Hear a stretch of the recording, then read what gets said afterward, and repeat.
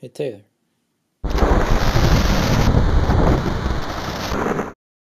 Welcome back to KaijuVFX.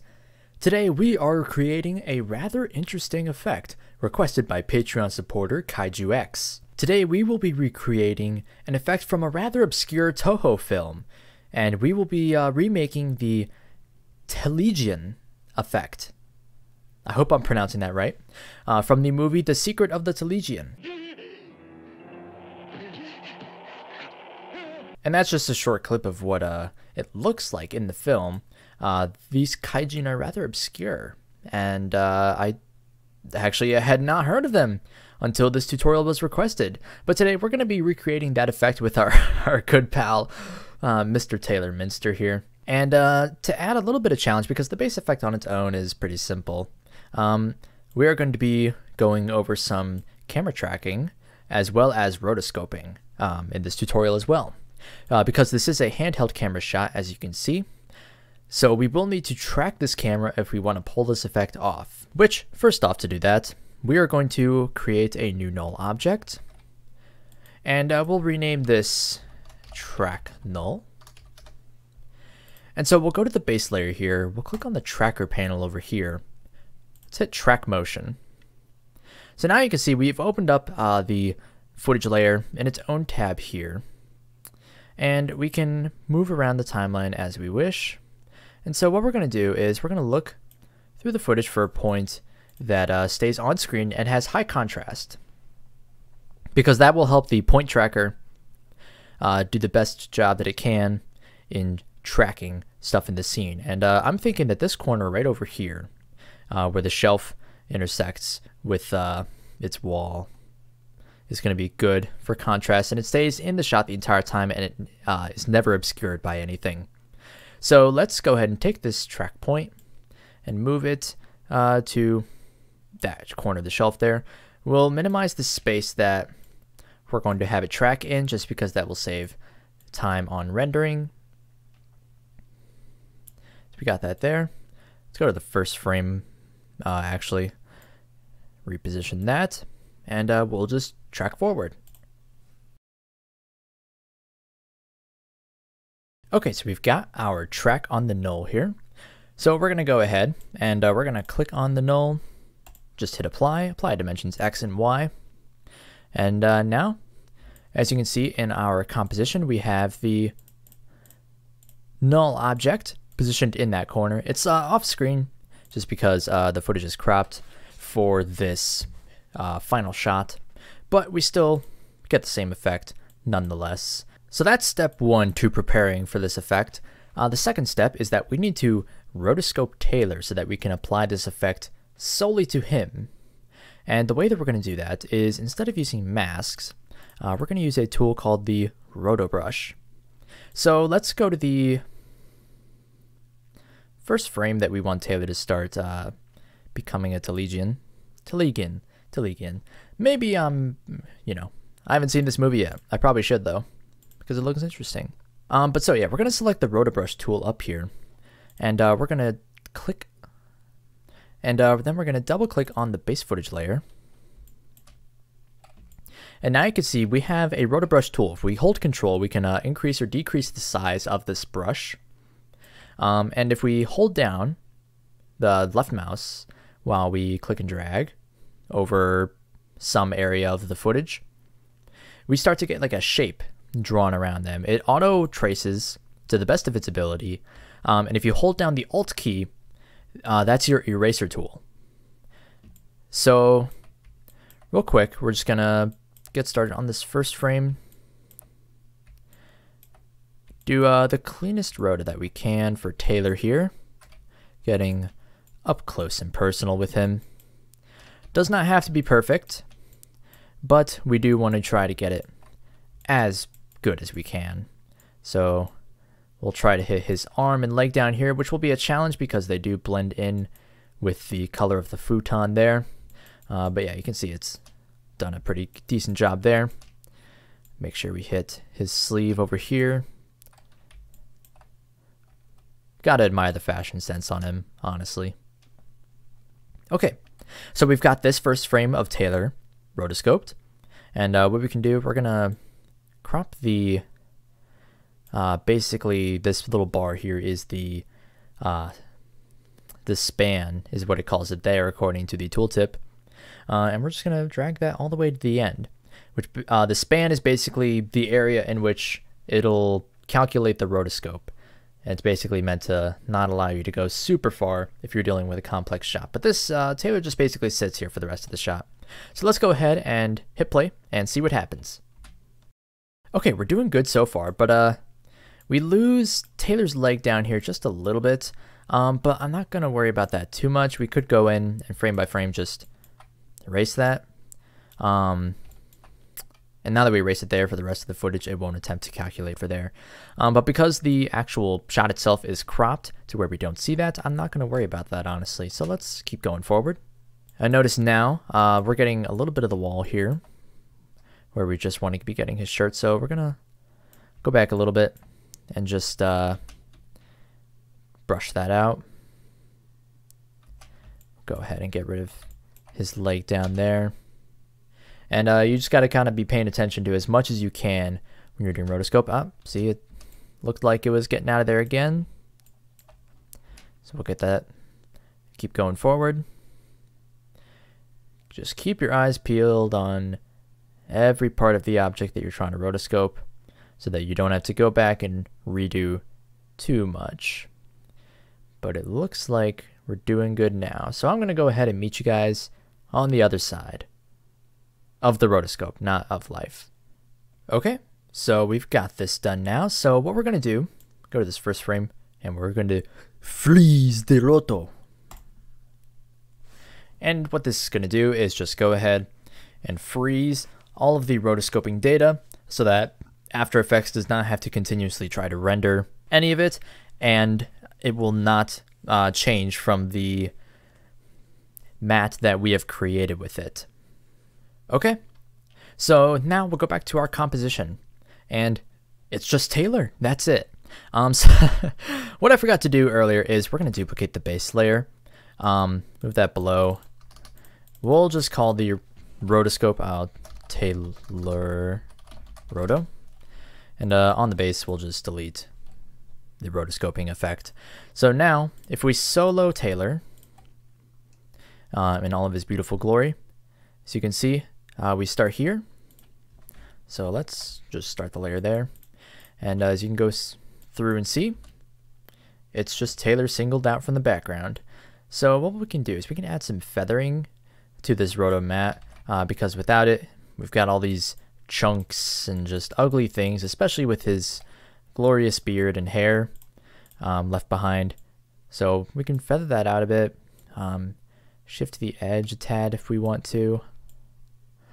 Just try to make it look as clean as possible. We don't need to be perfect since we have the base layer below that will account for, you know, stray hair and all that. So let's just apply the curves to this rotoscope layer and see what we're kind of be doing.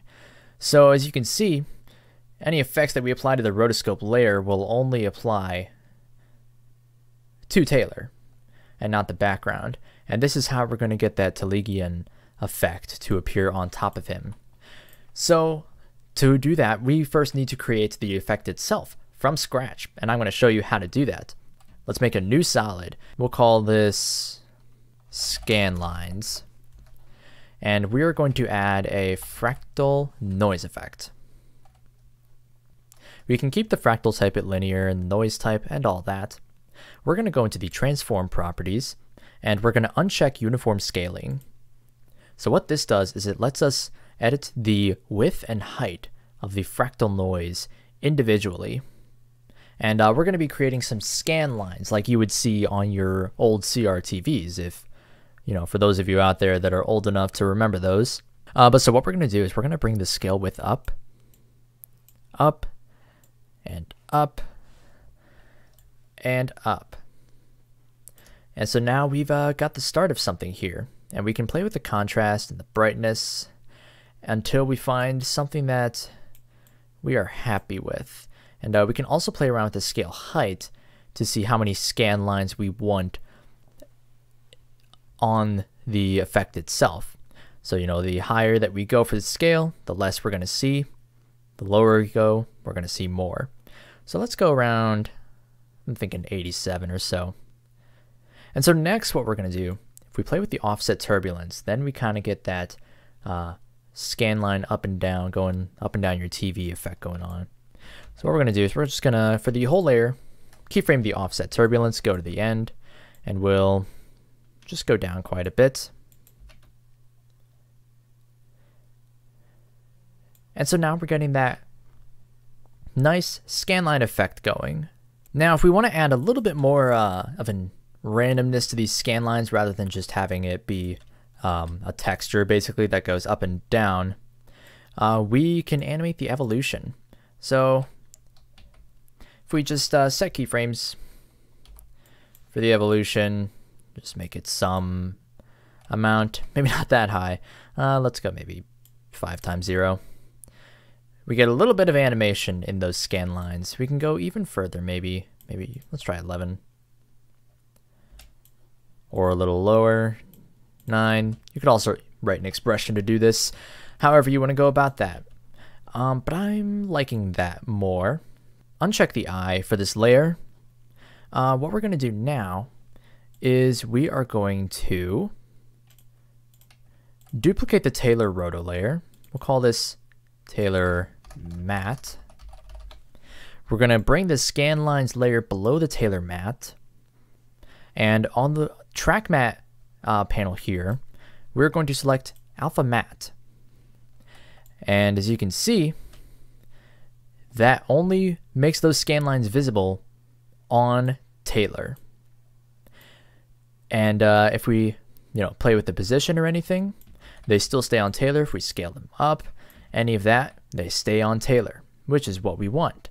But because this is a moving camera shot, we do want these to track the camera, because right now they are just a still image. And this effect still works, but the little subtle effect of having it move with the camera will help a great deal. So let's parent this scan lines layer to the track null.